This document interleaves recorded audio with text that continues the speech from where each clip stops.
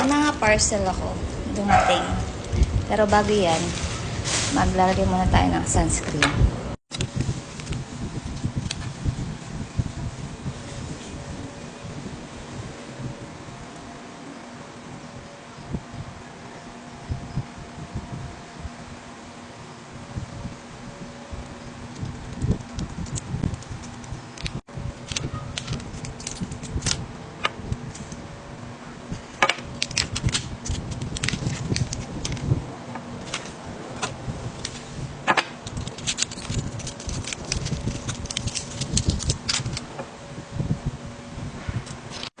Sunscreen na, from Ublo Babe.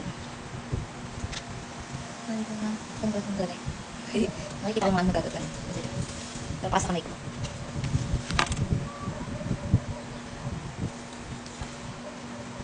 Ang bilis na lang i-blend. Kaya nakakatuwa yung gantong sunscreen kasi mabilis lang i-blend. Kasi tinatamdam mo gamitin yung mga hirap i-blend. Pero itong si Ublo Babe, na sunscreen, ang bilis lang niya i-blend. Tapos niya yung pula-pula sa pisngi ko. Although meron pa naman, pero ayun lang. Ano na? Parang naging gloomy ako. Nag-glow talaga. Grabe kasi yung init niya. Grabe. Pero init na balas.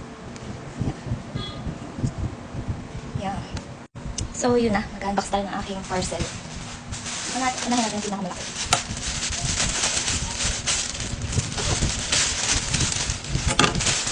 Ayan. Dito.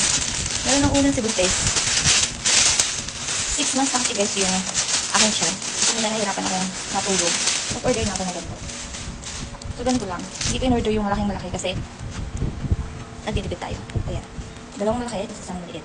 So, ganito siya. Tapos ito, na-adjust siya. Ano ba? Tama. Ayan. And next natin. Next natin is hindi ko matandaan kung ano mga pinag-order ko. Dami-dami ng mga in-order. Oh, yes. Nga pala. Order ako guys na parang maternity panty. Ayun, ganito siya. Kasi masikip na yung mga panty ko. Tumaba na talaga ako. 3 colors siya. Ayun. Next natin. Ang isa naman.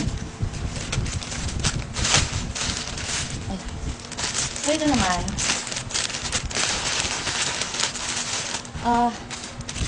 Nursing bra. Ayan. So, ganyan yung style niya. Ayan. Ibig siya. So, ano ba guys? Wala akong ganito dati. Year 2010, 2011. Walang mga ganito. Dito siya natatanggal. Ayan. Dalawang colors. 2 colors.